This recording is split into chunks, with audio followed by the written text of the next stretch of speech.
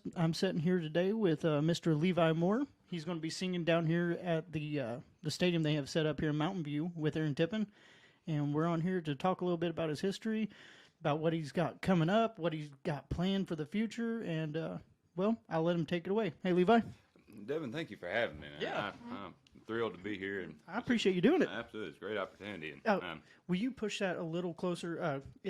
It's hard. It doesn't pick up, so a little more right there. That should be good. Okay. Yeah. Yeah, it's a fine line between picking it up or blowing it out. Yeah. One of the two. That's it's this event. I'm really thrilled to a chance to open up for Aaron TIppen is That's huge. badass. I mean, because I've seen him play in this area now for years. Yeah. And in high school and times where I was back from college and stuff like that, and so to have the chance to open up for him now is really cool. That's awesome. What's it feel like? Is it kind of surreal coming back to your hometown and being able to, you're doing a concert for the people you grew up with, Right? And the people that watched you grow up. I know. What's that feel like? It is a little surreal and it's nerve wracking at the same time, because it's one of those things where you're walking a line between having a job to do, but also wanting to be, just because of being part of being a man, I guess, you want to impress folks and do a good job, or not just do a good job, but want to blow the stadium up. Exceed expectations, but also singing to people that have watched and supported me through playing football and all through college and through your life, right? How many people, like for me, there are some, like your dad, he reared me from a young age, and he was a mentor, and your dad is one of the best men I've ever met in my life.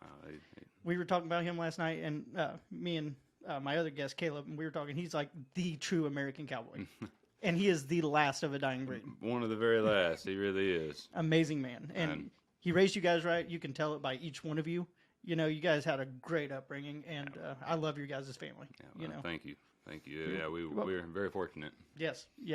So what's he think about all this? My dad? Yeah.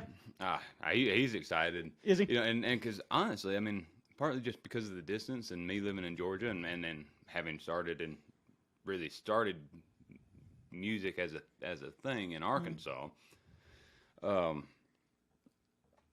he's never really seen me play. Oh, really? In public, not like this. Of course, he's seen me.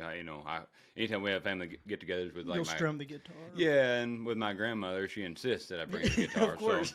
And she won't let you leave without strumming a little bit. Absolutely not. And she will just, when she gets ready, she will just tell everybody, just shut up, and Levi play. Gotta love him. And that's what everybody does. Yeah. So he's heard me play like that, but as far as being really mic'd up and on stage in a professional environment, which that's going to be so awesome. Could you imagine being a dad watching your son up on the stage? That's going to be a good feeling for him. Yeah, I'm really looking forward to that. I think the last time that he saw me play, and that would have been when I was playing actually here just outside of Willow with the old Times Lost bar. They were nice enough to let me play. That was really where I got started, my first actual paid gigs, and knowing what I know now, bless them for tolerating it. But was at the restaurant there at Hillbilly Junction, and that was every other Friday or once, something like that. Yeah. And then Times Lost, maybe once a month or every 6 weeks. And that was your first two gigs? Those were the first two really paid gigs that I'd had. Okay. And they were rough, but a blast. Oh, I loved them. Just nerves sitting there for your first time. And just trying to get out and just learning what I was doing, and not knowing really what I was doing vocally or musically, and I've added so many things to my set now, and that's really, so much of that comes just by doing it full time. Yeah. Because that's I was doing that, and I was playing and pretending like I was really playing some music and doing something back then. Doing the best you could at the time, right? Right. That's all matters. Or believing I was anyway. And but then that was for about that year or so. I was living around here after college and working at the Smith Flooring Ranch, and then as we talked about before the show, just when I went to Arkansas in the oil field, when I got down there, of course I didn't have any idea how busy we'd be. Yeah. And because it's all considered local work down there, and we were hour and 20 minute average to the pad from the house. Okay. So you still had quite a bit of drive every morning. Yeah. Oh yeah. But and of course it was a 12-hour. We're running 24-hour cruise, so 12 hours on location plus whatever drive time. End up getting about 6 hours of sleep by the time you get home cleaned up. If you were lucky. Yep. But so when I got just blindsided by that schedule for 6 months, 8 months when I moved down there, and just trying to learn what I was doing, trying to get caught up and figure out how to get sleep and how to survive all of it. Trying to find that balancing act. Right, That's so hard with a schedule like that. Yeah, and it took me probably 3 months or before it finally, just the work I was doing finally started to click. And I remember it. I was able to go get the tools we needed and the gauges we needed, and didn't have to ask everything like what's this for? What's that? Exactly. And I was prepared when I walked up there, and I was working a night shift at that time, and I remember when it clicked. And from there, it wasn't that bad. But the music part of it I didn't pick up the guitar at all during that period of time. I mean, just so busy. Yeah. How could you? Just none. Yeah. And I don't recall how I met the fellow. I'm sure I was out listening to music or doing something.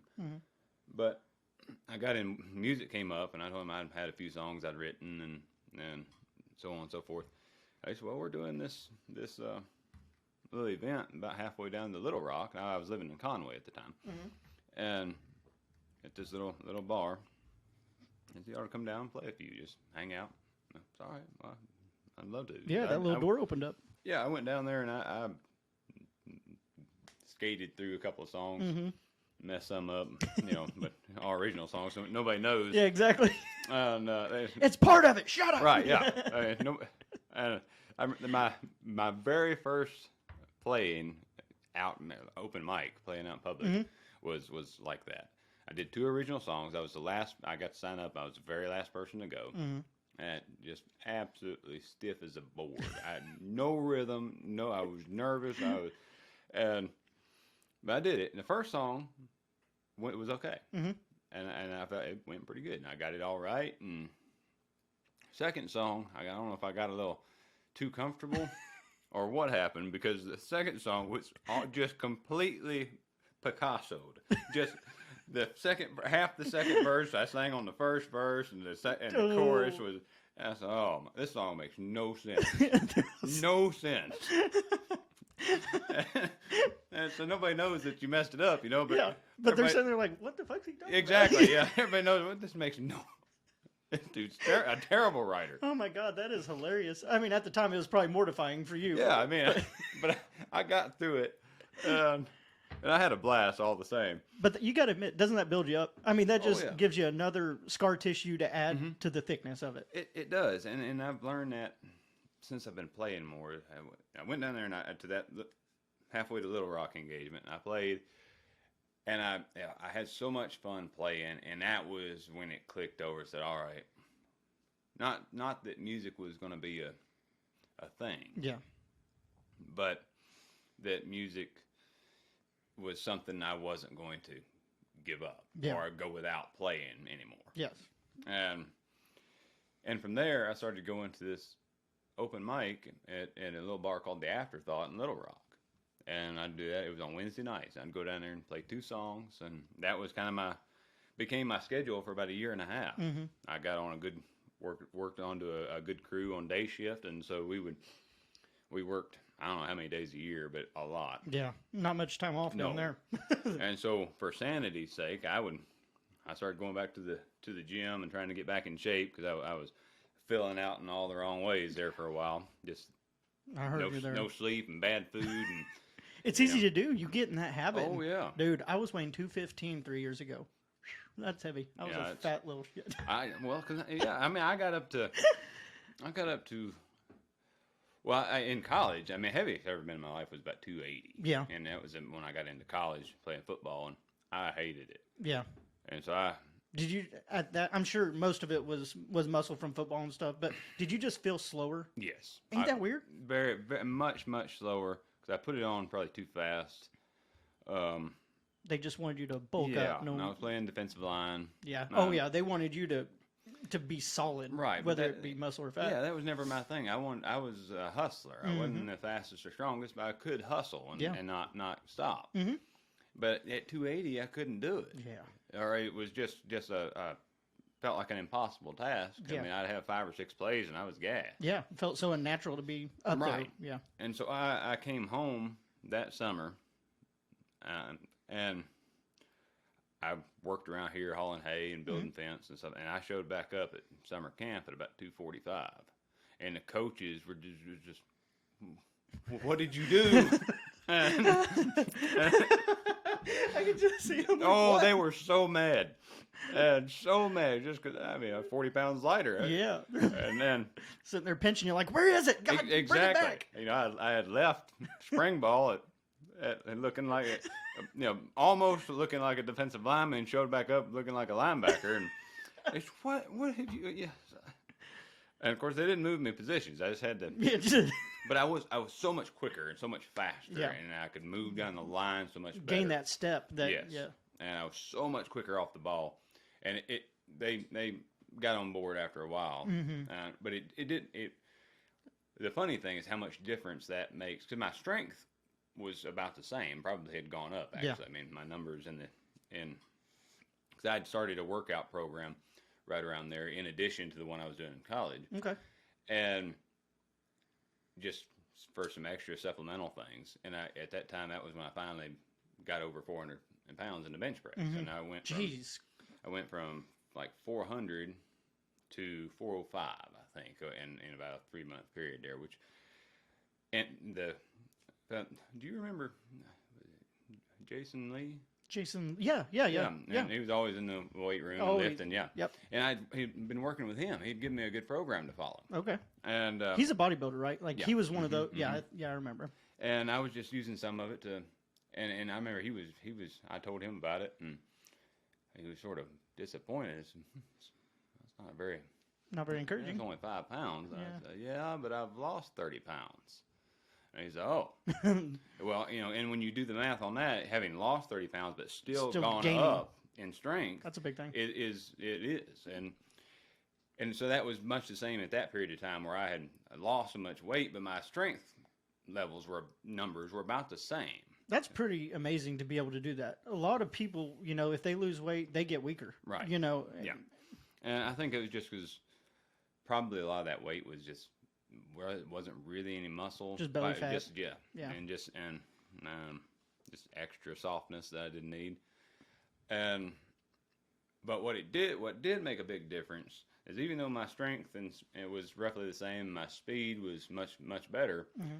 Taking on double teams was much harder. Oh, I bet. At 280, it's never easy when you got to combine 600 pounds leaning on you, and you're trying to keep them from moving you or split them apart. It's never easy, but at 280, you can stand there and take it a whole lot better than at 245. Didn't I say you drop 40 pounds and they can just pick you up? Pretty much, yeah. Yeah. Eventually, we changed the defensive scheme, and they moved me out to being like a defensive end. And that's where you probably shine. Yeah, like that's your position. I mean, really, right? Right. Yeah. And I started at defensive end. Okay. After that, I thought in high school, didn't you play D end or tight end? I did. I was tight end and defensive end my freshman year, and then after that, I moved to tight end and inside linebacker. I gotcha. Yeah. So where'd you play college ball at? Missouri State. In Springfield. Nice. Yeah. Did you like that? Yeah, it was fun. Yeah. How many years did you do it? I was there. I redshirted my freshman year, so I guess 5 years. Wow. I graduated with an animal science degree, which I'm put into a lot of work these days. And hey, at least you got it. It's there. Yeah. And I've told people that before. Not just with my degree, but with any degree in general. It's not so much and with potential employers looking at degrees and such like that. I mean, it's not so much what it is that you got, although of course obviously that helps and with directing you into the right field, but it's not so much about whether or not what the degree says. It's the fact that you stuck it out and made it, and because for a lot of people That's what they want. that's your first sort of semi long-term commitment. Yes. Out of high school, you were planning on a 4 or 5 year plan to get a bachelor's degree, and you completed it. Yep. And that's, I think, That shows dedication. yes. And that, I think, more importantly than the certificate itself, whenever, like the grades, okay, he dedicated himself, he was motivated, and he got good grades, so this guy must be a good work ethic. Yeah. And I think that's all. It's the dedication, the time management, the self-motivation, all the work ethic it takes to graduate. Because in college, it's so easy to get distracted by things, and especially as freshmen, early years. You're free. Yeah, right. You've never been from under the grasp of, our parents or the household, and then all of a sudden, you're free. Yep. You've got I can do this, I can do this, I can stay out till 3 a.m. And a lot of people wig out. They do, and I knew some couple players that did. Fortunately, out of my, I had a really good class in college, and on the football team. Out of the 25, 26 players that was in my class, I think we graduated 23. Oh, wow. So yeah, that's pretty good. Huge numbers. Yeah, it's very, very rare to graduate that many. Yeah, usually what is it? Usually 30-40% end up dropping out before. Yeah. So we were, but part of that was the recruiting scheme, because my coaches, they were all it wasn't their first year of coaching, but it was their first year at Missouri State. Okay. As a brand new staff, and so, but they didn't get hired until November, December. Mm-hmm. So halfway through the year. Yeah. So they had a very short, and then signing date is early February. So they had a very short period of time to go and recruit. So at the end of what it forced them to do was look around and find a bunch of local guys that had sort of fallen through the cracks. Yep. That were good enough to play, but weren't were from smaller schools, or that were just overlooked. Yeah, had gotten injuries or something that. And we had a kid, David Arkin, who was an offensive lineman, and went on and played a little while in the pros. Really? But he could have played anywhere in the country. Yeah, he was just naturally good at it, and hard worker. A fantastic athlete. Yeah. And just a great work ethic, great kid. Probably the smartest guy out of the class. And you have to be smart in sports. A lot of people like to portray that, if you're playing a sport, you probably don't have much brains about you. But just look at the playbooks. You have to know your X's and O's, your numbers, and there's a lot that goes into it that requires brains. Absolutely. Absolutely. As much as people joke about it, it is. It's one of those things that you have to be smart. Absolutely. And quick. You got to be quick on your feet, Yes. And the camera is not on you. It's paused with that chair over you, where you are. It's 1 second. Yeah. Has it been doing that? At first, it was on you, and then all of a sudden, you've only clicked on yourself just a few times for 2 seconds. Okay, let me. His camera's fine, but yours is weird. Okay. It's almost as though it's paused, because that's the chair that he's sitting in. Is it still recording? Yeah, it's recording.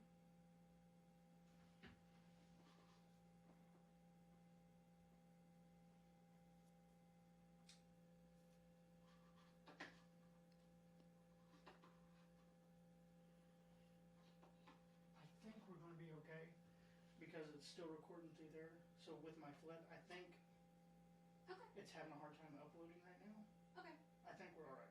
Okay. We're going to continue, and whatever we get. So that kind of worries me though. His stuff will be on there, for sure. You can turn off the camera.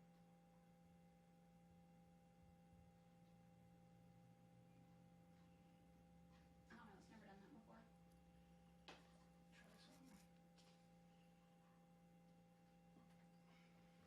Sorry. You mean to move something? No, you're fine. I'm going to just peek over here real quick. Sorry. No, you're good.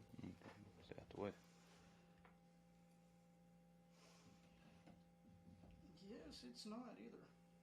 It's paused.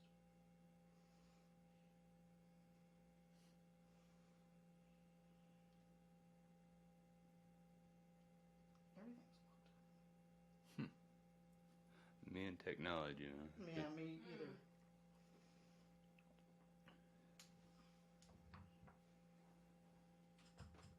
Something always goes haywire. I know it every time whenever you're doing something.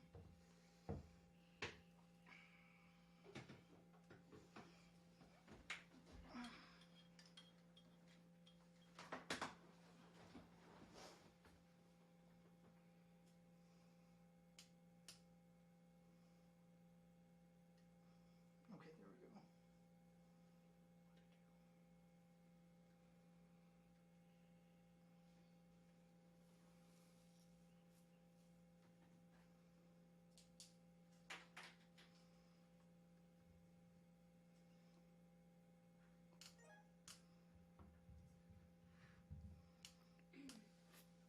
think I'm getting it. Okay.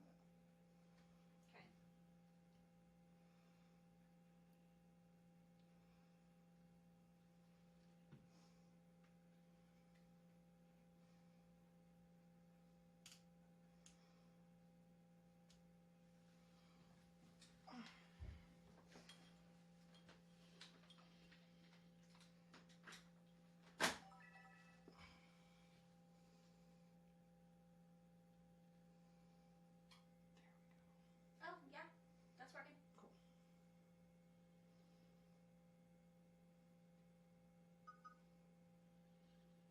Okay.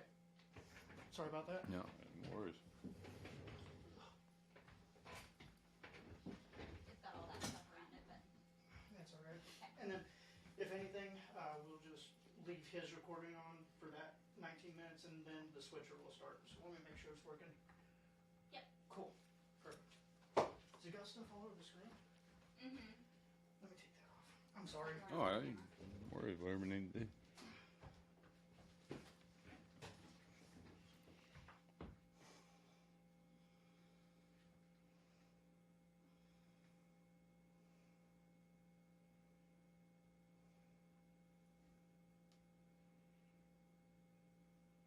I don't know what you would push to get that stuff off.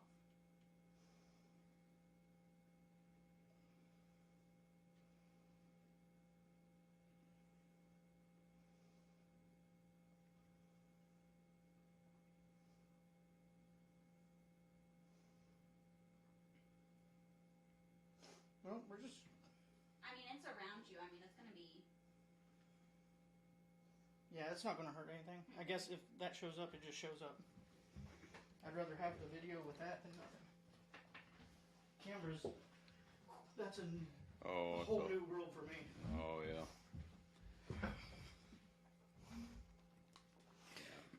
All right, I apologize for that. Oh, Technical difficulties. always something. And anyway, where were we? Talking about football? Yeah. Okay. Football and time management and how easy it is to get distracted as freshmen or underclassmen in college. I know to help with that, it helped a lot as college athletes. A lot of schools, I know at least at Missouri State, they required us, the football team, we were required to log at least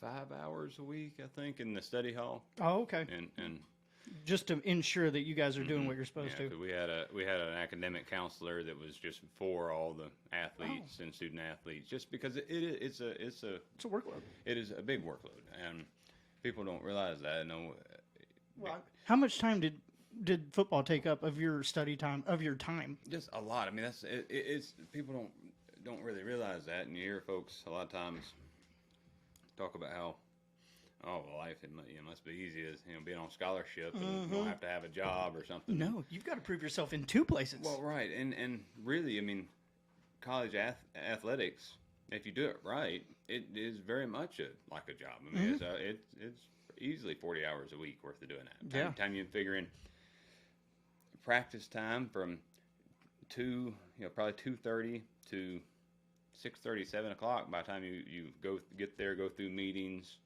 go through practice, get out of there, and get back to, by the time you go grab a bite to eat and actually get ready to start studying again or something, it's 8 o'clock. Yeah, and how much film do you have to watch in between all that? You know, and then, in season and stuff like that, the film study takes hours. Plus, out of season, you got 2 hours a day, 3 or 4 days a week or so of training or conditioning. And that's a lot of time, especially when you're in school from 8 to 4, 5. Right. You know, right? So it's a lot, and then you have your lab, 5 6 hour lab classes. And, yeah, geez. And then on top of that, you've got that workload, you've got that brain load, and you've got the football load on top of it. And man, that's a lot. I think that's the reason a lot of people wig out, is because they go from so closed as far as being under their mom's roof and everything, like what they're allowed to do. Then boom, they get this freedom, but they get all this responsibility and don't know how to juggle it all. Right. I've seen that a lot. It happens a lot in college. My class was pretty good at handling it. I think largely because we were guys that, like I said Slipped earlier, through the cracks and no one knew about. We really appreciated the opportunity to be there. Yes, yeah. And because there's some of us that thought maybe we weren't going to have a chance to go play college, especially Division I ball, until Missouri State came calling. And then boom, here's the opportunity right there to take. Right, and so we all signed on, and we all sort of believed in the program and each other as teammates, and so we were willing to put in the work. How nervous were you the first game? Your very first game, can you kind of compare that to like your first musical number? Yeah, to an extent, yes. And one of the things that, because I always remember in football, I wanted to be nervous before a game. Like if I didn't have butterflies before a game, I felt like I wasn't prepared. Yeah. It's just that adrenaline. Yeah. And there were games like that where I wasn't. Yeah. But very rarely, when I didn't feel that way, did I have a good game. Most of the time, I just felt like I was flat. Yeah. That anxiousness, I know it does something for humans. Yeah. I don't know what, but it makes you perform at a higher level. It does. And one thing that helped me a lot with music and being able to control that is, it was in my public speaking class. Because that's public speaking is very important. It's very important, and it's a tremendous fear for many people. And scariest thing in the world is putting yourself out there, and people, because especially these small towns, people are very good at judging you before they know you. Oh, yeah. And it is scary. Anyway, I'm sorry. Absolutely. And that was, and I was pretty good at public speaking. I just had a knack for it. But what I figured out going into it, and was in the nerves, and it's helped me a lot over time. It just occurred to me one day, because I was very nervous going into this public speaking, even in front of my classmates that I knew, and I had some fellow athletes in there, and I think Matt Kahn, who I graduated Liberty with, was in the class I haven't with heard me. that name in a long time. And wow. So there was, he was in there, and he and I had a blast. Always cutting up about something in there and laughing, and it was. But still, you get nervous getting up there and say something, and it's like the longest 3 minutes in the world. But it finally occurred to me one day that as I was sort of pacing in the hallway outside, getting ready, going over my lines, trying to remember all my talking points, I recognized that feeling. It's, man, these nerves. I'm nervous, but so this is familiar. I know this feeling.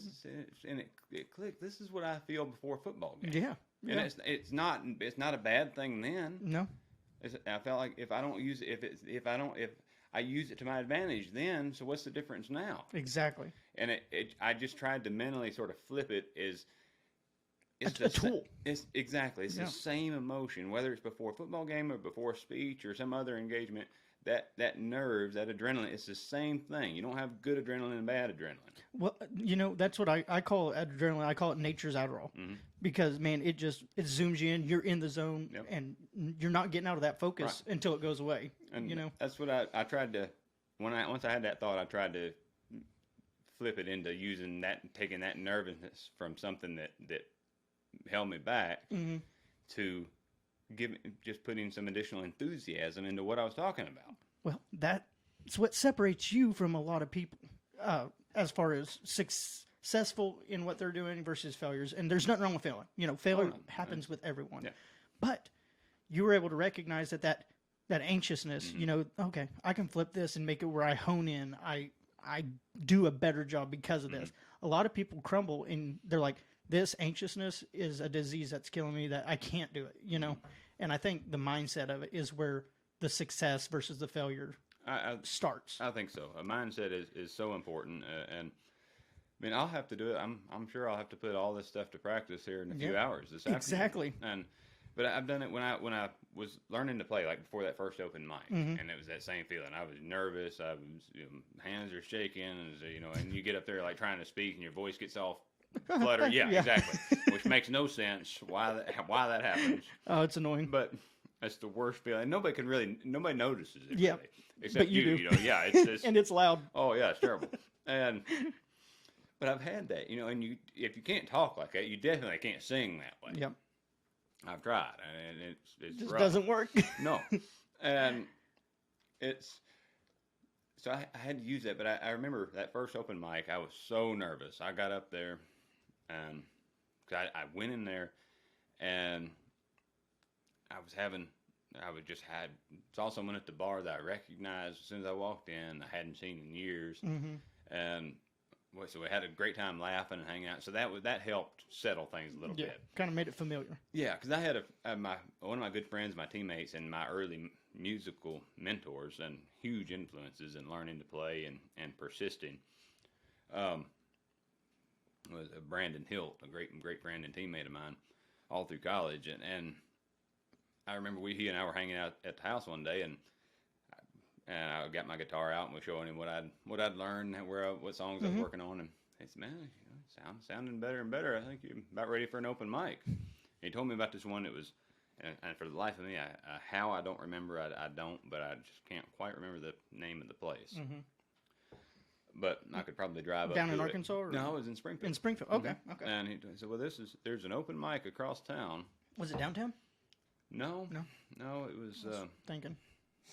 Because I do open mics down there at the Blue Room for comedy, not for music, but Yeah, there's quite a few of them down there. I can't think of what it was now, but a little hole in the wall kind of place. Mm-hmm. But he said it's a great mic, but so if you're gonna go, you gotta be on your game. Yeah. Because everybody that goes there is good. Yeah.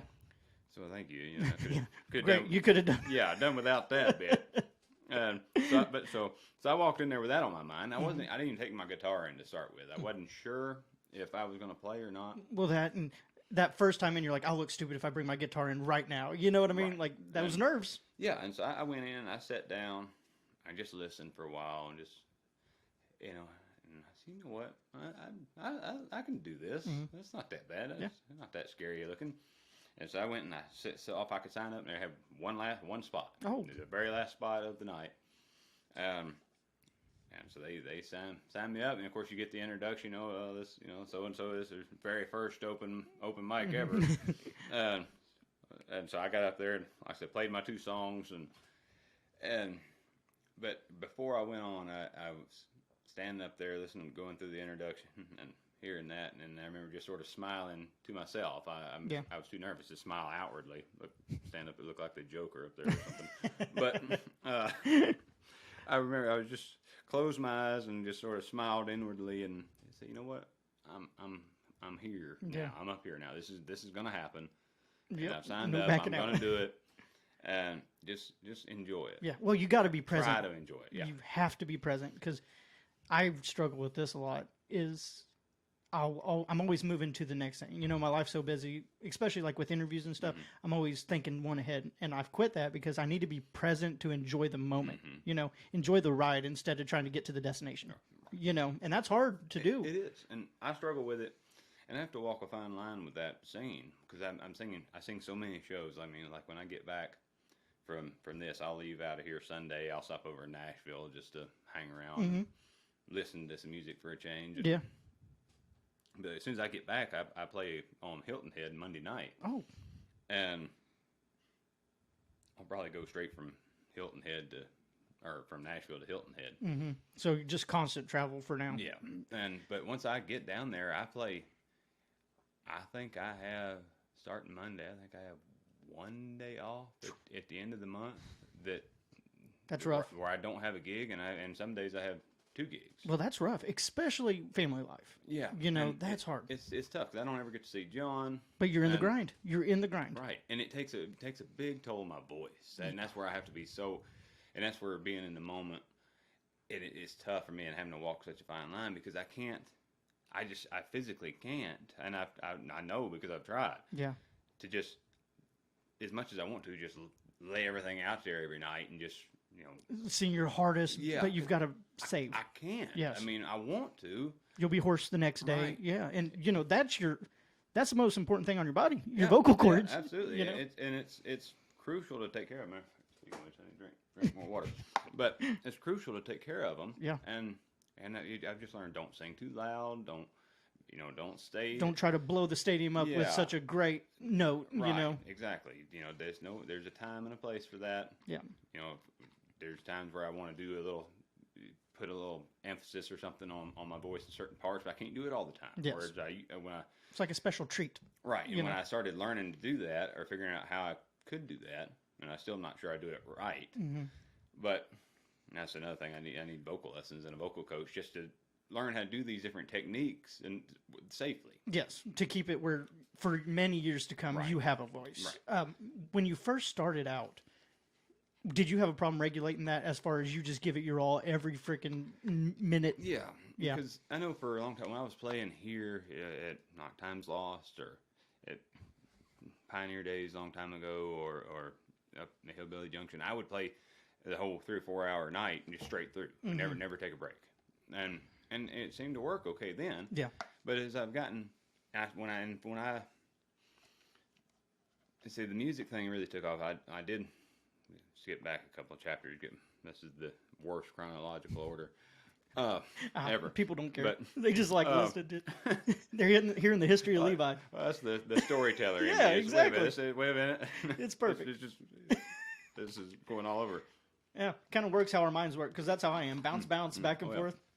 But yeah, that open mic started on Wednesday night in Little Rock. And that's when I was the oil field thing. And I did it for Sandy because I started going back to the gym, and I'd go to the gym Monday and Tuesday. Because it's like there were so many hours. I had to figure out, okay, what schedule can I keep to where I can get some rest somewhere. So I'd work out Monday, Tuesday. So we'd leave the house at 4 o'clock, 4:30 in the morning. Get back to the house 8:30 in the evening. I'd try to be to the gym by 9. Quick shower, gym by 9. Work out till 10:30. Be home and try to be in bed by 11:30. Yeah. Up at 4 o'clock, 4:30, and do it again. And so I'd go to the gym like that Monday, Tuesday, and Friday. Wednesday night, I would get home. Sometime during Wednesday, I would text the man in charge of the open mic, sign up for a time, whatever time I thought I could, depending on where I'd leave, how far away from home we were, what time I thought I could get there. He'd sign me up for a time. I'd get home, quick shower, jump in the truck, and haul ass to Little Rock. Yep. Run in there, hang out, play 2 songs, hang out for an hour or 2, drive back home, get home at 1, 2 o'clock in the morning, and to get 4. Up at 4. Jeez. But it was, and everybody just sort of knew that on Thursdays, so all right, well, Levi's going to be grouchy, and so stay away from Levi on Fridays. Yeah. And so it was, Monday, Tuesday was work and work out. Wednesday was work and music. Thursday was just irritation. And then Friday, seal yourself off from the world. Friday was just, sort of begin to get back at it. And then Saturday, Sunday, try to catch up. Get recouped where you're not grumpy. No but I needed that music just because I had figured out the music was something that I needed to be playing. And just something I didn't want to give up no matter what. Yeah. And then just the social interaction.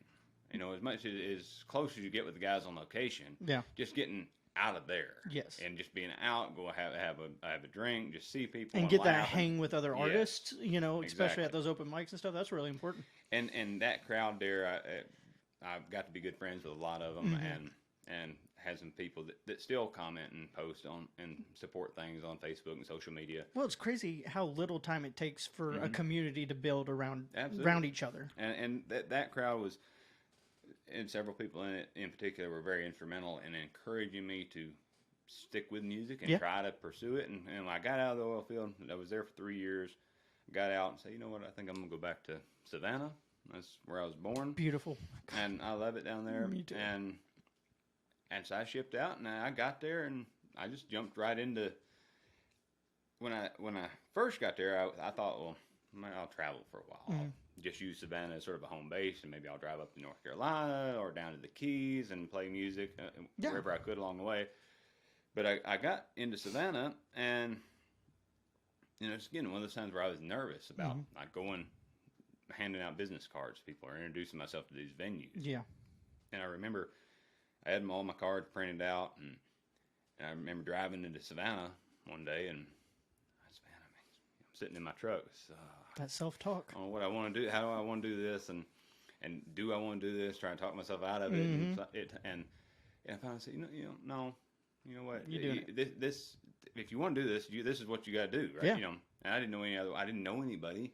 Down there, no new musicians. You're a stranger to the world down there, And I didn't know what places had music. So I just started on River Street down there. Started at one end, and I just walked up there, went to every place that looked like they might have music, and asked for, and I had practiced it in my truck. I'd say, okay, this is what I'm gonna say.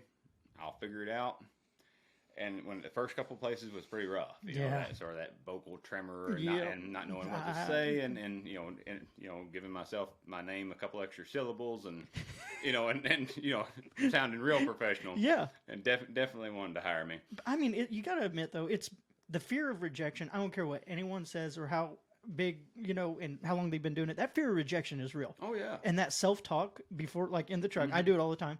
He'll tell you, no, you don't need to do it. You can't do it. Just stop, go back. It's like, oh, you got to conquer that. You got to throw them down and be like, no, this is my life. I'm going to do what I want. Right. Shut up, brain. You know? Yeah. I mean, and I think like you mentioned earlier, that just not accepting failure, but accepting that things are not going to go, and learning to deal with it and handle it. You're never going to have perfection. No. And that's, it took me, those first 2 or 3 doors I went to were rough. But by the 4th or 5th place, I had it down. Yeah, and just a little repetition. Yeah, and it's not changed. That spiel has not changed a great deal till now. I mean, I still use it. Still use it. I mean, it was just as simple. Introduce myself, say what I am, what I want, what do I want to do. Is there a manager here? If there wasn't, write down what manager. When the manager, who the manager was, their contact information, or get a card, put the card in the book. And write down what time the manager would be there, and then either come back or call. And there was times where I drove up to Hilton Head, it was about 75 miles from where I lived, and I'd miss the manager. But they'd say, well, he'll be back tomorrow. Great. Yeah, so I drove back the next day. Yeah. And have you seen those, I don't mean to change the subject real quick, have you seen those doc cards? You download all your information on this card, scan it, and then it goes to their phone. Those things are so handy. Oh, I've got one of those. I love that thing. I need to get one of those too. Yeah, there's so many tricks and new things like that. You just need one business card, and everyone's got a phone now, so they just tap it. All your stuff pops up. They hit save, and they've got it. No more having to search, and it's pretty cool. That is cool. I'll have to look into getting one of those.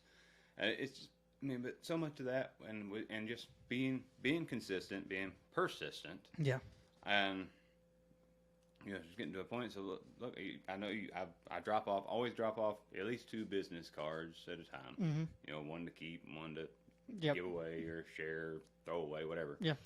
And there's times I went to the same place 4 or 5 times. I drop off cards every time I went there, and I said, look, I know there is a mounting stack of my business cards somewhere in this office. Yeah, please hand them out.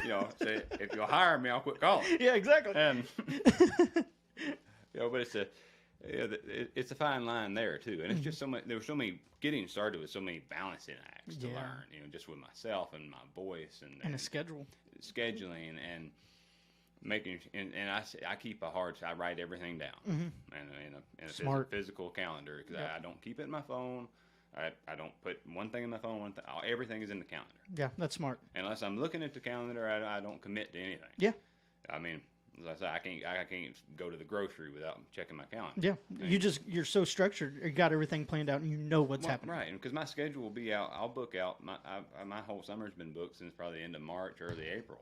That's got to be kind of nerve wracking, just knowing that you've got all these obligations. Well, it can be, and I mean it's reassuring on one hand because you want to be busy and you sort of want to be able to budget things just financially, and also knowing that being on the coast, you got weather. It's going to rain. You're going to have hurricane season roll in, so you're going to lose at least one weekend a year that you have planned, and so you that's what happens to me a lot. I'll overbook because I'll plan on losing a couple because that's smart though. Summer showers, and then of course it's beautiful weather, and then I'm exhausted. Yeah, exactly. But if I didn't do it, and of course I'd wind up on the other end. Yeah, well, I mean, you're in the middle of the grind too. You know, the harder you work, the faster and the more that it's going to come to you. Well, you know, and you've already, I mean, you've blown up. You know, I mean, I've played a lot. I play a lot down there. I mean, the only thing I'm missing right now is having some good quality music out there. Yeah. And I say that's coming. That's right? coming. Yeah. And I'm really proud of the project we're working on. That, and as busy as I'll be with just performing, I'm also, since I get back on Tuesday, I'm gonna be back in the studio with my friend and trying to finish this song. Yeah. What's the song called? Do you mind? No, it's called Cast a Line. Oh, Cast a Line. All right. Can anyone find it anywhere yet, or no? Not yet. No, not yet. Not unless it's a live performance Yep. somewhere. Oh, I got you. And there's get over there tonight. And I'll definitely be playing it tonight. And you know, and the story about it is not it's sort of funny. That's the wrong curious thing. I'll say funny is not the right word. Because I wrote that song for Greg Davis. Okay. You know, and I got that. I wrote Rest it. in peace. Yeah. I wrote it in about half an hour after I got the news. And I was in Arkansas at the time. Yeah. And and it was so funny. That's been a while ago now, but and I've tried to put out music, tried to record some things at different studios. I've recorded a couple things in Nashville and up in Charleston, and a couple attempts at smaller places in Savannah, and just nothing has ever, either because I didn't speak up on a couple things and make some changes that I wanted to, and so then when the project was done, I was never happy with it. Yeah. And which also more of a learning curve, you know. Yeah. And either speak up, step up, speak up. It's my creative project, and make changes, or you're going to be unhappy with it. Yeah. And you either learn to live with it, or in my case, you just have to. I've spent a good bit of money on those things, and I just have to chalk it up to learning costs. Yeah, exactly. Well, it is. It's trial by fire. It is. There is no recipe for what you're doing and what I'm doing on the there's no recipe. You just got to put yourself out there and just do it the best you can, and you learn. And I've learned so much. Oh yeah, every opportunity, and working with my friend Jacob Evans on this, and he and I have gotten to be really good friends over the process and he's a fantastic musician and is all his own right, and he plays every night around Savannah. Yeah. And a lot of the hotel and rooftop bars and hotel places, really cool spots. And he's developed Savannah's really first and only true listening room down there. And so that's what. So he's got a whole listening room and everything. Mm-hmm. Wow, that's awesome. He's doing it. It's on Tuesday nights at the Drayton Hotel down there. It's a cool experience, Yeah. And that was something he and I conferred on that a good bit, just in talking about it and setting something up, and then I was there religiously for it's brand new. It's only 3 months old. Oh, really? So, but for the first, I don't know, 7 weeks, 8 weeks, I was there every Tuesday. Mm-hmm. So then, summer kicks in and gig schedules come up, and so man, I've gotta take these. Yeah, for sure. But because with music, the more you travel is what you want, right? Because you want to get to different parts where you get your name plugged out to different parts of the country, right? That's kind of the main goal. Yes. Yeah. Yes. And the more I travel and the more opportunities I play, the better. I mean, I spend most of my time right now between Hilton Head, Savannah, St. Simon's Island, which is probably, I guess, about a 200 or 300 mile stretch up and down the coast. That's a pretty good stretch. It's not bad. Yeah. And it's a good local community. I've got 2 or 3 spots in each location that I play. Like during the summertime, Hilton Head keeps me locked up. I'm there some nights I'm there 4 nights a week. Wow. Or some weeks. I'm So there they 4 love nights you a week. down there. They want to keep you right there. It's fun. And, Yeah. and Hilton Head works out a lot. It happens that way in the summer because Hilton Head loves to do their rotation or their weekly bookings, you know, and have a Monday night, Tuesday, Wednesday night guy. Okay. You know. And they'll do that, and they'll have the same people each residency gig for every night of the week. Yeah. And they'll do it. Some places do it all year long.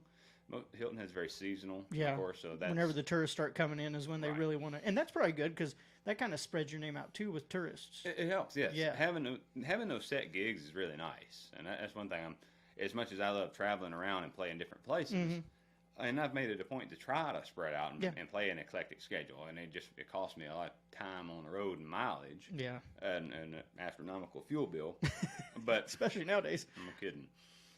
But and that's one thing I'm envious of Jacob in that sense because he's got a set residency night every night of the week in Savannah. He somewhere. knows what he's doing Exactly. every night. Yes. And I know you're probably getting close to needing to go. I don't know what kind of time restraint you're on. 10:30. Yeah, I got a couple minutes. Okay. But yes. I do want to ask you a question before we start wrapping up. Let me see, how can I word this because I want to word it right. Okay, there's a lot of people that get paid to stop their dream, whether it be $24,000 a year, $70,000 a year. They sell out to their dream for a job. And it is a courageous thing to follow your dream. How are you able to do that and to actually make it work for you? Like, what was the point where you're like, you know what? I don't know what's going to happen. I'm going to follow my dream because that's courageous. And I fortunately I had a little bit of help just circumstantially with that. I spent about a year in the oil field. I was able to work my way up and make supervisor after 2 years. Spent the last year doing that, and you make good money. Yeah. Oil field's great money. Great money. And especially as a supervisor, you make good money. And I began to find myself. I knew I didn't want to do that forever. It was never something. Once I got into it, I realized it's something I could do forever. Yeah. But then I talked to so many people that they didn't plan on doing it forever. There they are, 25, 30 years later, because Still stuck right there. they're still doing the oil field thing. They've made great money. Yeah. But they never did anything else, and I never wanted to do that. Yeah. And so there was about a year worth of wrestling with it. Man, Well, it's a scary thing. yeah, I'm making good money here. I'm 27 years old, making great money.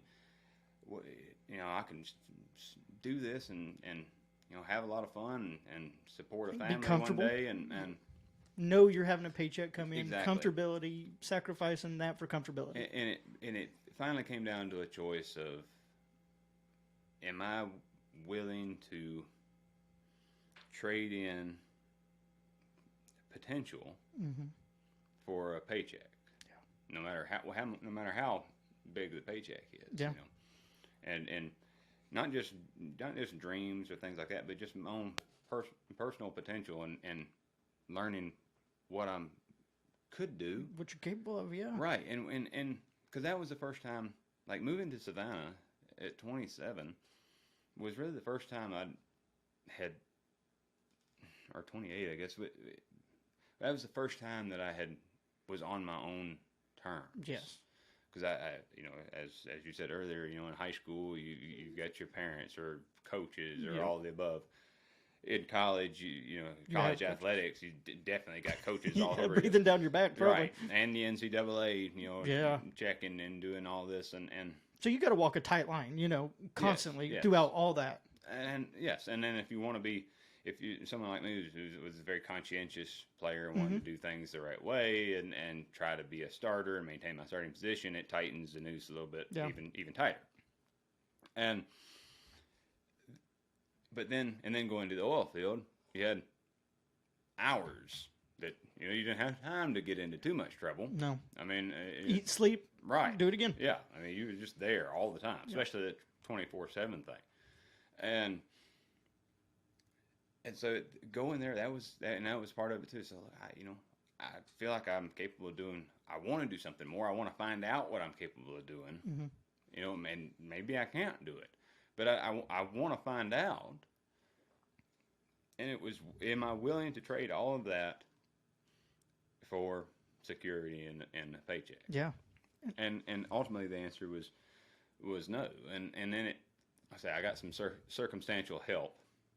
right about then, because that was right as the oil field started to slow down. Yeah. And at least for everybody picked up since then, but that was right before they started It's picked up down. and slowed down. I Yeah. mean, it's It's all over cycles, the but place. At the time, it was going right into a slowdown. Yep. And so they came, and my manager at the time was a great man, and Andrew Baker just did such a great job managing everybody and taking care of everybody. I think he took like two pay cuts out of his own check, but so he wouldn't have to lay anybody off. That's a leader. Yeah. That is a leader. Yeah. We don't have many of those anymore. No, and there was many times because my family was dealing with some health things at the time, and I'd call him and said, boss, I need to be up there for the family. I need to be out in Tulsa. Yeah.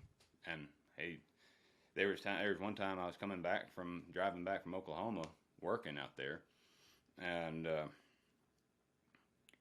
we weren't even back to Arkansas yet, and I called him. And said, boss, I need to be out there. Yeah. And we had jobs going on. It was coming right. We were hustling back to go out to another pad at home. And he said, man, as soon as you get to Conway, drop the unit. Don't, because the yard was in Searcy, which is about an hour from Conway. And he said, don't. As soon as you get to Conway, you drop the trailer. You go, take off. That's a hell of a man. He said, I'll come get it, or somebody come get it. I'll cover the job. Don't worry about it. You do what you gotta do. And because I was, well, you sure? I mean, he said, no, you get there, drop it, go. That's amazing. And he did that, more than once. Yeah. So when it came time he had a big meeting, called everybody in, said, well, guys, so the head guys that finally said, come down and say, we got to do layoffs. So, completely out of his control at that point. Don't know who. Probably going to be one of our supervisors, because they're making everybody lay off supervisors, because that's higher paying job. Yeah, well, that's salary, and that salary goes right back, cut that, and it's right back to the company. Yeah. And as it was, I was one of our 4 supervisors at the yard and I was the only one that didn't have family. And so I went after the meeting. I called him and said, boss, I need to talk with you privately. And I told him what was going on, and said if I've been rolling around the idea of leaving, and just trying something else out. And so if they're gonna make you cut somebody, it's perfect time. It needs to be me. Yeah. And which come to find out later on, they weren't planning on cutting me. Really? The company had other plans. Yeah. Because I was relatively good at what we did, and I was young enough that they figured they could move me up. And you're a hard ass worker. I mean, I tried. Look at who you grew up with. You're a hard ass worker. So I mean, but they said I'm 27. I'm fine. I'll land on my feet. Yeah. I got nobody to look after but me. Yep. And so that's what we did. And it worked out great because I was pretty much on the timetable that I wanted to be on. And I felt like I was doing the right thing, and it just was able to launch off from a good spot. Yeah, and so it all just kind of fell together like building blocks as far as to get you to that point of, okay, I'm betting on myself. Right. I'm going to start doing my music career. And it was a year's worth of contemplation and deciding that, okay, this is what I'm going to do. No, I'm not willing to make that trade. Yeah. Potential for a paycheck, but now the question is when. Exactly.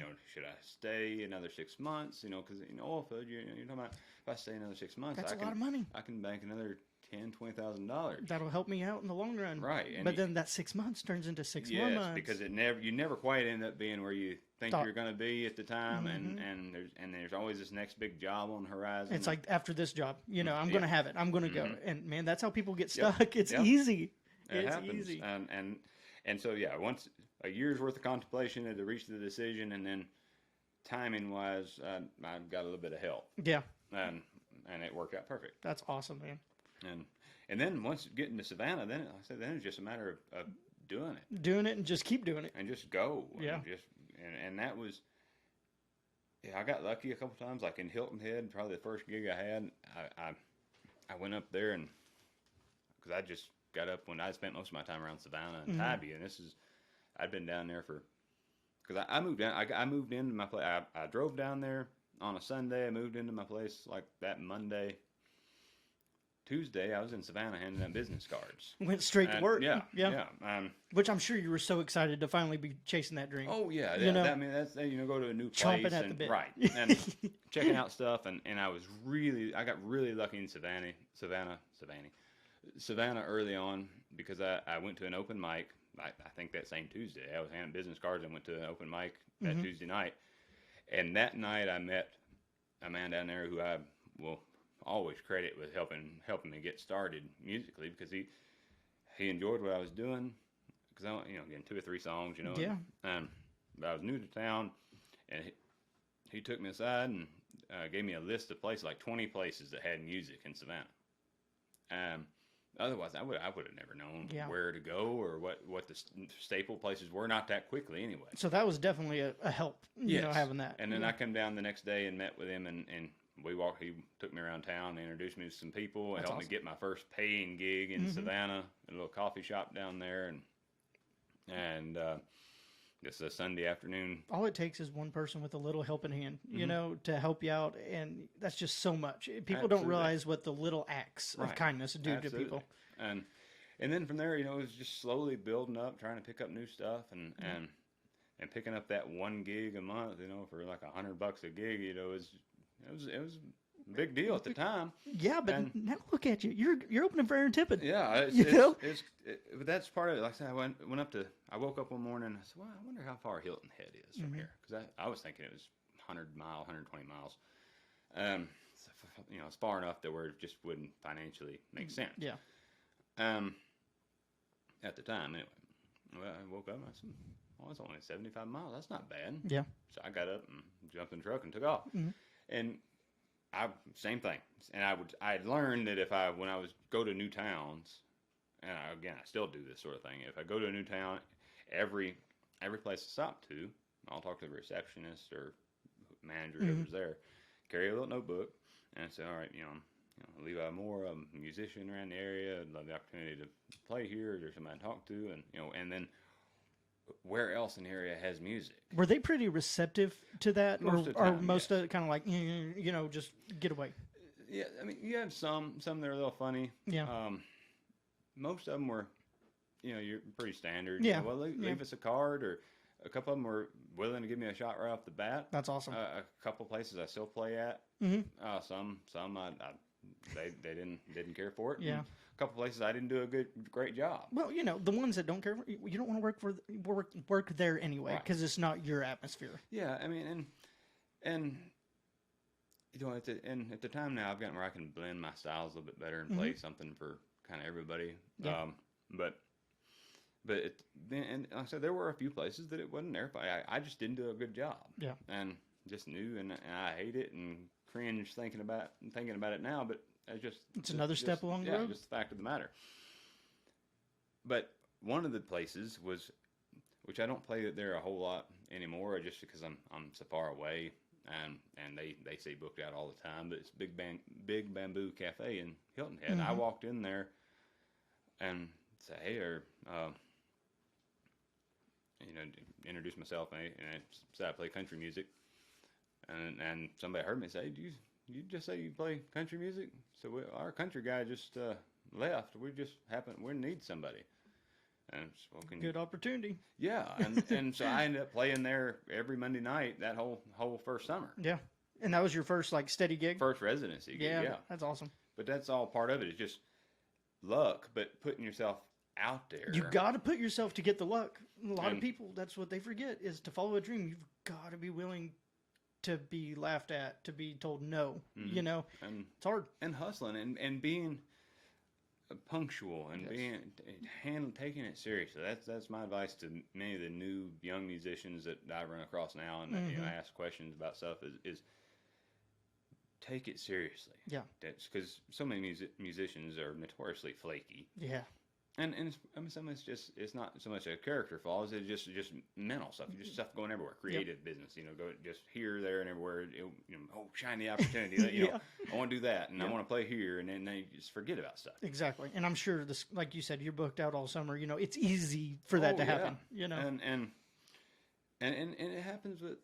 I mean, there's been times where I've been fortunate that I've been careful enough that there's been very few times that I have double booked myself. It has happened. Happened not just a couple months ago. Yeah. Actually. But there have been many times where I get double booked by venue. Yeah. And they have to cancel or do something and I'm sure they're pretty understanding. Yeah. It happens. It's a wonder that it doesn't happen much more often than it does. Getting ready to say, everyone's just human. We can do what we can do. Right. And that's that part of the human element and part of it is something I wanted to touch on. It just in performing. Yeah. Is because, like I said, perfection is certainly not attainable. No. But I've always sort of figured it's not attainable. I know it's not, but it doesn't make it any less something worth striving for. Exactly. You want to reach it. Right. You want it. But as music, it's changed over time. For me, my approach to it is early on. I was not a great vocalist by any stretch, still not, but I've learned a lot, and so I lean really heavy into the emotional side of things, and what I is putting all my emotion in on it, and which is good. I mean, that's a big part of it, but that's not all of it. Yeah, and then as I started playing more and more, I started learning more about style and how to do things and the technical side of it. Took some voice lessons. Then I started thinking more about, well, I want to do this the right way and do this and how I do this. And I started losing some of the emotional things because I was trying to do everything just sort of by the book and very structured and the right way. Yeah, and then you end up forgetting or losing a little bit of what you started with. And so now, over the last couple of years, I've been actively working on trying to blend the two together. Because there's probably a pretty good fine line to walk with that.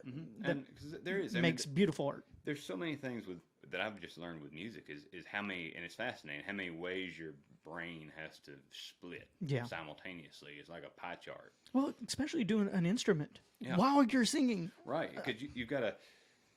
What chords? At least like 8 different ways. What chords are in the song? How do you shape the chord? What chord is next? What lyric is next? How do I shape the lyric? How do I put emphasis on certain things? Sing this the right way? What am I doing with my voice? Keep my posture right. What song do I want to play next? What's for dinner? And then adding in little moves while you're up on stage and dang. And I've added a little kick drum pedal. Yeah. So I've got that going on now and a harmonizer and it's a lot. It's just all this stuff and then trying to learn to play some lead and sing on top of that and loop things in there and just all this stuff that's going on and reading crowd reactions and what lyric is coming up, what song I want to do next. It's a lot going on for one mind. And all at the same time. And I feel like, especially with performers, there's a human element that gets lost. And they look up and they're like, sing. And they forget it's a human up there that is going to fuck up, is going to mess up, It happens. And it's it's been a meme I've seen floating around a lot lately just in my music people down there that's, this whole normalize craze, everything, normalize this and that. But it's normalize, not talking to singers while they're in the middle of the song. Exactly. And it is absolutely true. People come up and do it, and they mean well. I'm in the middle of singing the chorus of this song. Yeah, shut up. And they're asking me, can you do this request? Just wait. Or just enjoy my set and shut the hell up. Right. I like doing requests. Yeah. But wait till I'm done with the song. People lose their mind whenever it comes to seeing an artist or something because they take the human element out of it and they're like, oh, he sings. So that's all they relate to you is you're a singer and you're in the middle of your chorus, come up, hey, can you sing this after that? It's like, right, exactly. Dude, I'm doing my art. Leave me alone, So I can't, I try to do my best to be gracious about it and answer. I mean, sometimes I'll just, especially if they've done it a couple times, I'll just flat ignore somebody. Well, then they're waiting for that too, because they're waiting for that moment of he was rude. Yeah, It happens, and I mean, most of that, you diffuse most of that with being gracious about it, and always, because you always have stuff, especially playing music, and you get the name drop people. Yeah. Yeah. And you're always gracious about it because you never know. Absolutely. I was a couple of years ago. I ended up coaching soccer for the YMCA down there, which I know nothing about soccer. Yeah. And that's what they asked me. I got done my workout, and the girls out of the office come in. I said, "Well, do you know anything about soccer?" No, not really. Nothing. They said, "Do you want to help coach?" Is that the one you dribble or? Yeah. They said, "Well, do you want to help coach?" I said, no, not really. And sweet, sign here. Yeah. I said, well, come on, just come out. We really need some volunteers to do this, and our coach can't do it this year. All right, All right. So I'll come to a practice, and of course, as soon as I came to a practice, you were locked in. It was like the 6 or 7 year old kids, Yep. And I was nervous. Oh yeah. I know nothing about soccer. I don't know how to coach these Yeah. kids. They're going to be terrible soccer players the rest of their life after this. You're teaching the good fundamentals. But then I got there, and I'm watching them go, and then I realized pretty quickly that at that age we were still trying to figure out what the out of bounds line meant. I said, okay, well if that's still something we need to work on, I can wing this. Yeah, exactly. So if we hadn't got that nailed down, that's something you can do. Yeah, I can work with this. Okay, here's the goal. Here's the out of bounds slide. Exactly. And from then it was just I looked up a few drills. Other than that, I just made stuff up. And, yeah. And it worked. Passing the ball, kick the ball. Everybody wants to play goalie. And I'm sure those kids had a great time doing it. blast. And that's all that matters. Yeah, I had as much fun as they did. Yep. But in that season, there was a fellow there. That's why I advise people to always be gracious, because when people come out, especially music, you get the name drop people. I've met everybody from supposedly from Alan Jackson's cousin. Everybody knows people, writers in Nashville, and producers, and this person and that person associated with so and so, and And it's one of those things like you usually sort of know when it becomes a put on. Yeah. Like that's what they use to lean on. But the important part of it to me, and in this way, even knowing that most of it's BS, it's the fact that they thought enough of what I was doing to even come up with all that. To try to impress you. Right. Yeah. I appreciate that. Yes. I appreciate them taking the time to talk to me, the fact that they thought enough about what I was doing to come up with a story in the first place. I mean, that's a good way to look at it. Yeah, I mean, I really truly do appreciate that. Yeah. And that alone will help diffuse a lot of the tensions. But another reason to always be gracious about it is because, like I said, while I was playing soccer, there was this dad there, and his little girl was on the team, and the co-ed team, and he was there, had a walking boot on, just some old, gym shorts and t-shirt, and I talked to him about draft horses a couple of days and just random things, just conversations out the year. And at the end of the season, or toward the end of the season, he came up and said, "Well, how many kids you got out here?" I said, I got none now. So don't put that on me. Don't you dare put that on me. And he said, "What? So you really?"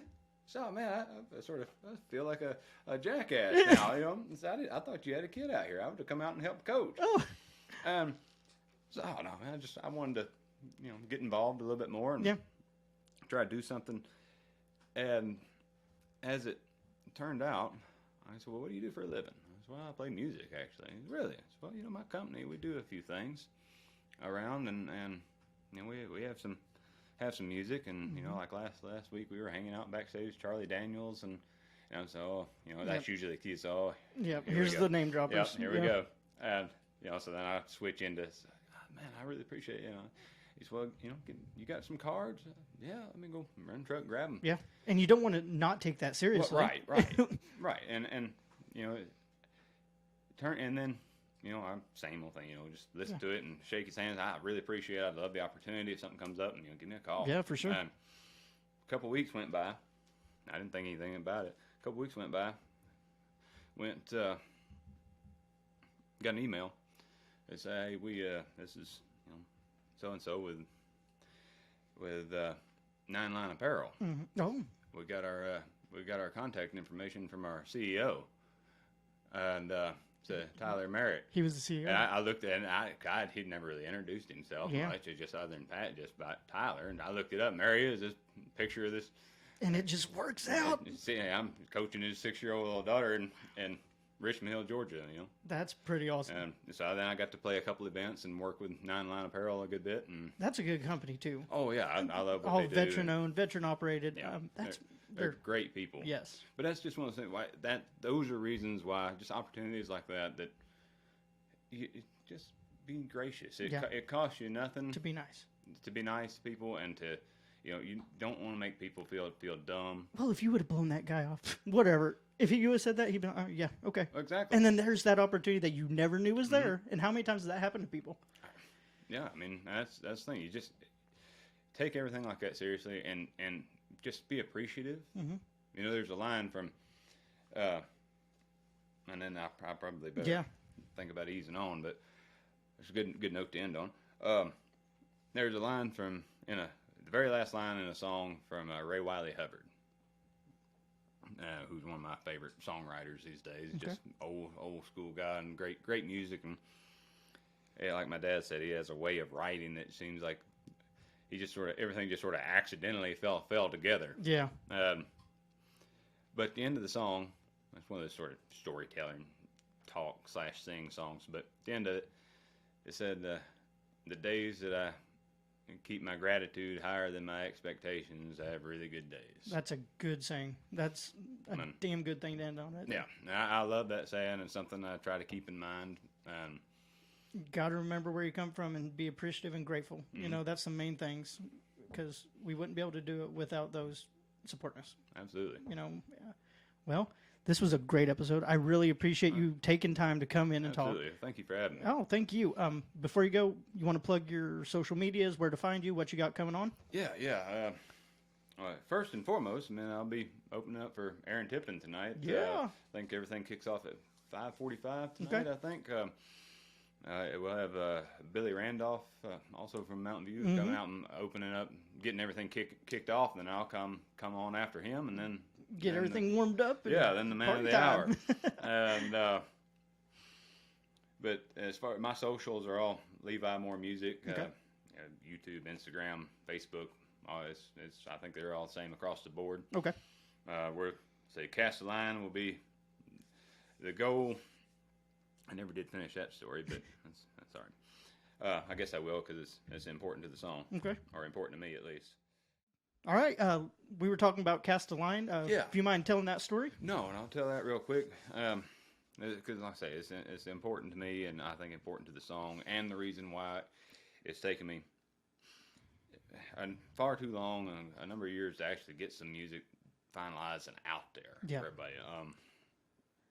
And I'm very thankful for the opportunities to play and perform and do things that I've been able to do, even without a whole great deal of music out there, which is, I'm not sure how that's happened, but that's why I'm thankful for it.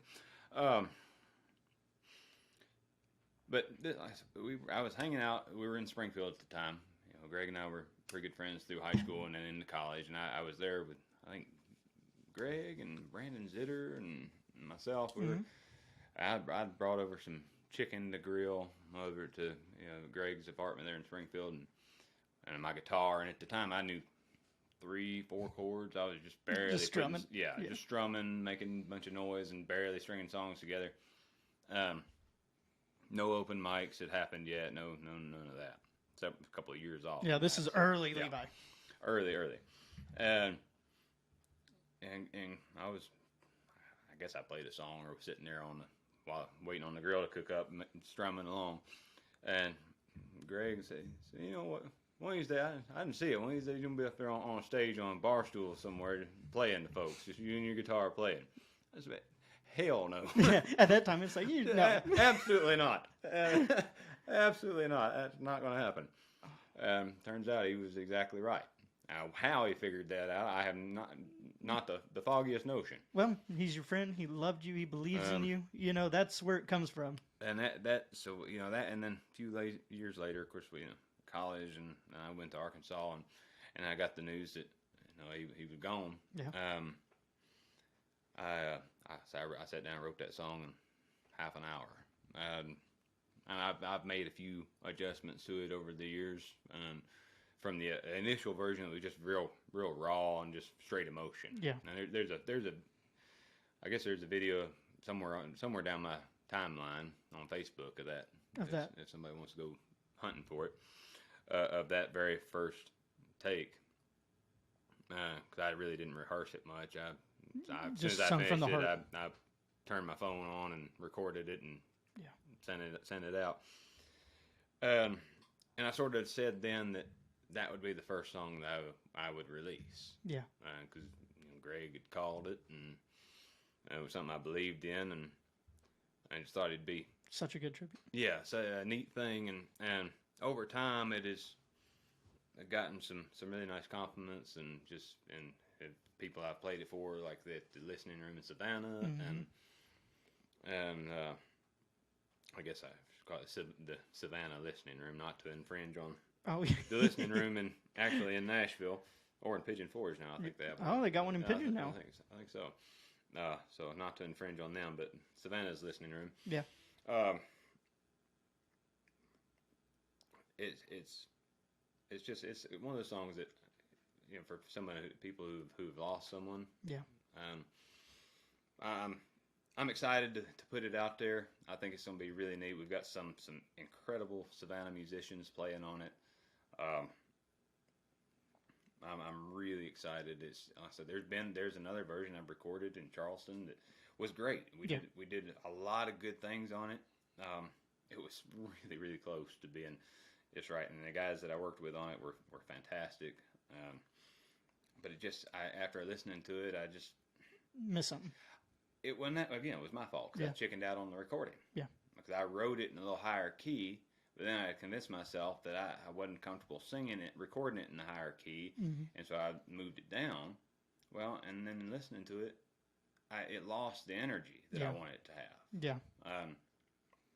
And so the whole time I was trying to sing and bring this energy to it, and which in turn caused me to over-sing in parts, and I just lost what it never had the feel I was looking for. So you just had to kind of go back to the basic of it. Yeah. So that project just kind of got, again, more money chalked up to learning, and that project got scrapped, and now I've started it again with Jacob Evans. I said really, really happy with what we got going on now, and I think it's on. We're planning on. The goal is to have it released July 1st. Okay. So it'll be out on all the streaming platforms and be on Apple, iTunes, all of that, YouTube. Yep. All right, I'm excited to hear it, man. Yeah, I'm excited. I think July 1st is a good time. I know Greg always had an affinity for 4th of July. He loved it. Loved it. That's what I figured would be a good time to. That's such a good tribute and such a touching tribute to him, and it's awesome. It's awesome. So I was hoping we'd have it done, ready to release today. Yeah. Tonight, but things happen. I think July 1st works just better. Actually. I think that's perfect for him. So that's the upcoming. My socials are Levi Moore Music. My website is LeviMoreMusic.com. Okay. There's a few simple recordings, just home recordings that I have on my website of just a few songs. Some of my favorite songs I've written over the years. Perfect. I need to redo them because they little older. Yeah, they're older, and I've improved, and but the gist is there. Yeah. Well, man, welcome back to the community. Congratulations on playing the hometown. We look forward to hearing you tonight. If you're out there and you're not going to the concert, grab your tickets, go see him, support our local. And anything you want to say before we leave? I don't think so. Thank you for having me. Thank you. I truly appreciate it. Yeah, well, thank you. All right. Well, that's it, everyone. Have a good day.